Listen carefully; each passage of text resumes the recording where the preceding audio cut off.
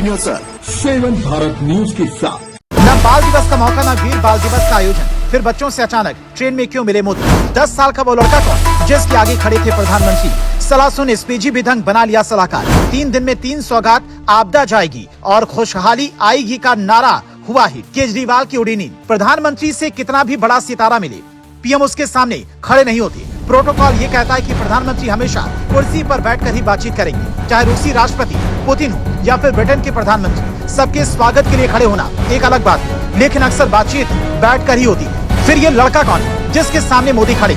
आसपास SPG commando बड़ी हैरानी से इसकी बातचीत सुन रहे हैं। हाथों में 2 पेंटिंग की पहली तस्वीर में मेरा भारत महान लिखा है, जबकि दूसरी तस्वीर प्रभु राम और हनुमान जी के मिलन की है, जिसे मोदी बड़े ही गौर से निहारते हैं। ये दूसरा मौका था जब मोदी के सामने इस तरह कोई बैठा था और मोदी खड़े होकर बड़ी गंभीरता से पूरी बात सुन रहे थे। इससे पहले अक्टूबर 2021 में राकेश झुनझुनवाला जब पीएम मोदी से मिलने पहुंचे तो वो बैठे थे, जिसे लेकर कई लोगों ने ये तक कहा था कि एक व्यापारी के सामने पीएम का इस तरह खड़े रहना ठीक है क्या? पहले से ही मोदी पर अडानी और अंबानी प्रेम के आरोप लगते रहे, इसीलिए ये तस्वीर गलत दावे के साथ बड़ी तेजी के साथ वायरल हुई थी। मुड़ी तुड़ी शर्ट के साथ झुनझुनवाला बैठे थे, जबकि उनकी पत्नी और पीएम मोदी सामने खड़े थे। हालांकि बाद में दूसरी कहानी सामने आई, जिसके बारे में ज्यादातर लोग आज भी नहीं जानते। पर उस बात पर आए उससे पहले ट्रेन वाली तस्वीर देखिए। इस ट्रेन का नाम है नमो भारत, जो दिल्ली से गाजियाबाद होते हुए मेरठ तक चलेगी। प्रोजेक्ट के पूरा होते ही दिल्ली से मेरठ का सफर, जो अभी करीब 1.5 घंटे का है, वो सिर्फ 55 मिनट में पूरा हो जाएगा, जिसमें स्टैंडर्ड कोच का किराया करीब 150 रूपए और प्रीमियम कोच का किराया 225 रूपए होगा।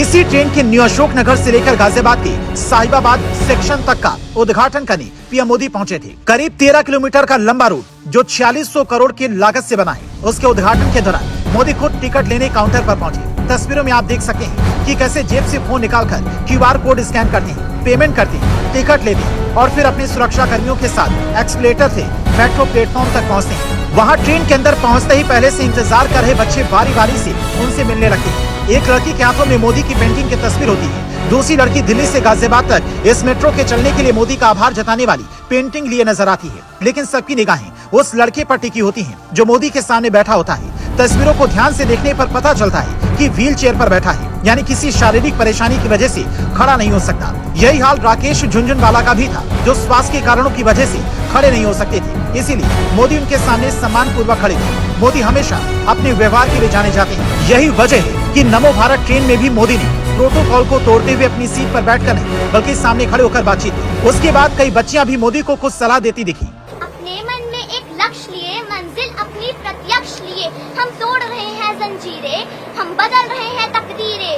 ये नवयुग है, ये नव भारत, हम खुद लिखेंगे अपनी तकदीर।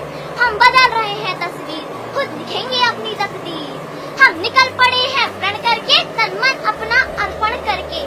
जिद है सूर्य उगाना है, अंबर से ऊंचा जाना है, एक भारत नया बनाना है, अंबर से ऊंचा जाना है।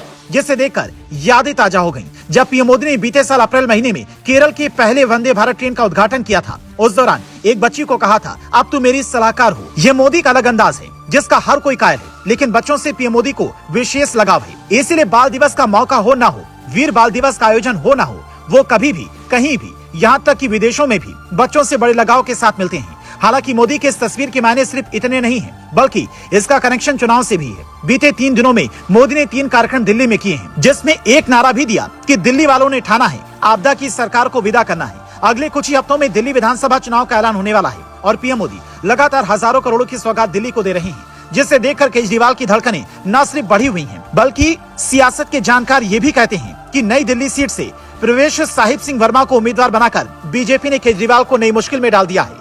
कहीं इस बार वो अपनी सीट भी न गवा दें। नमस्कार, मैं हूँ प्रीति शुक्ला, 7 भारत न्यूज संवाददाता। हर पल की खबर पर हमारी नजर।